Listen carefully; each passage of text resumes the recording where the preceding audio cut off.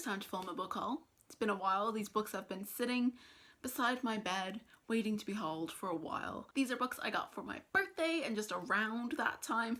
It's a lot more than honestly I was expecting for this haul, but that's probably because I procrastinated making it for almost a month. So I'm going to start with the first 3 books that I got. They're quite interesting ones, but I've already read them. The first 2 are graphic novels. They are Wires and Nerve and Gone Rogue by Marissa Meyer. These are graphic novels for the Lunar Chronicles. They follow the events after the end of winter and it follows Aiko. And while they're interesting and the characters are really, you know, cute together, and the way that Marissa Meyer can just really do those moments between characters really well, I was just missing the narrative. I love narrative in a story. It's one of my favorite parts. So graphic novels never just do it for me, but they were still really good, interesting books that I'm glad that I read. The next book that I got is a book of poetry, which I never usually get, but then I was like, Tim Burton wrote it, so why not? That is The Melancholy Death of Oyster Boy and Other Stories. Now, this book is a collection of poems, as I don't know, it says in other stories, but it's poems. These are weird. For example, The Boy with Nails in His Eyes by Tim Burton. The boy with nails in his eyes put up his aluminium tree. It looked pretty strange because he couldn't really see. And that is one of the more tame poems in here. There are some that are really freaking strange. So I'll leave it up to your discretion as to whether you would enjoy this or not. But even for me, who would actively seek out weirder stuff, it was a little out there. The rest of these you have not seen, and I'm really excited to show them to you.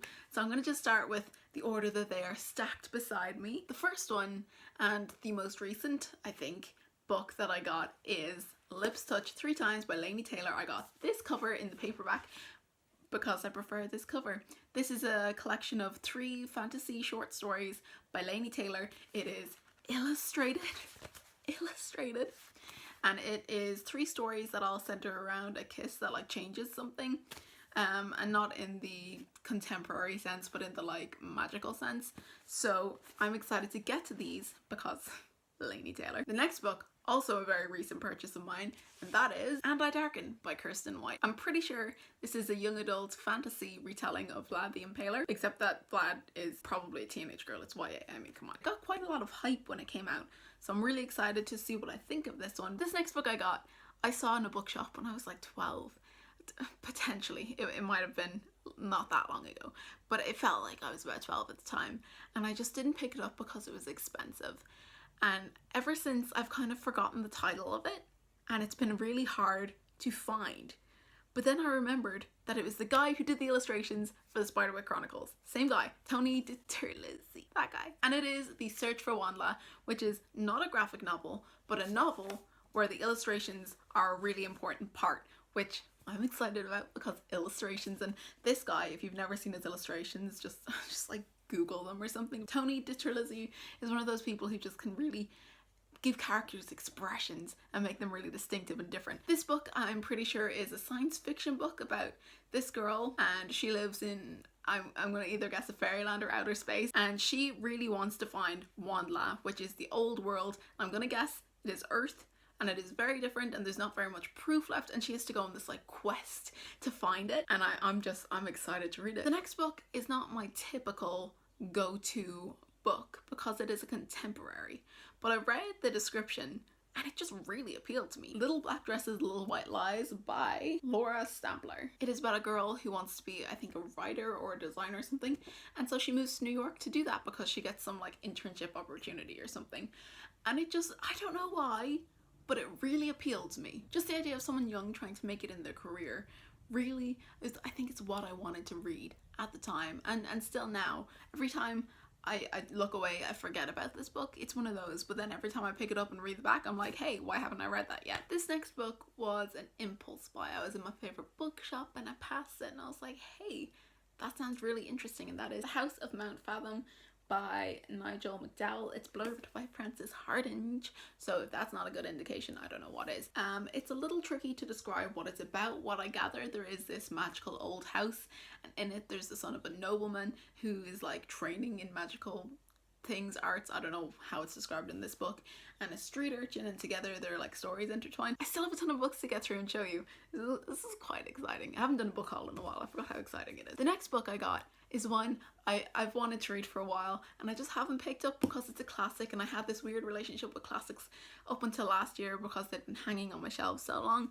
But then I was like, this is a children's book, I'm sure it'll be good, because it is by Noel Streatfeild, and that is Theatre Shoes. This is the woman who wrote Ballet Shoes. This book is about some children whose grandmother was an actress and they want to follow in her shoes, but she had such a huge reputation that there's a lot of pressure, and it sounded like fun. It sounded like I would enjoy it. The next book I got is also a children's book, and that is School of Good and Evil by Saman Chahnani. I'm sorry. This book is one I've wanted to read since it was published. I was working in a bookshop at the time and it came in and I was like, hey, the cover looks really cool. And then I read the back and I was like, that's a cool concept. It is about a magical school, and every year it like steals the students to like put in the school, and they either learn to be a good guy or a bad guy, or like a princess or a villain or something. And it just sounded like a lot of fun. It sounded like the kind of book I would have really enjoyed when I was younger, and I want it to be everything I want it to be. Next book I got is a Holly Black book, and it is Skullbones. This is another book I've been wanting to read for a while. It is about these group of children who find an old doll that is either possessed or cursed. The next book is one I was honestly debating whether or not to get it, and that is Through the Dark by Alexandra Bracken. Look at that.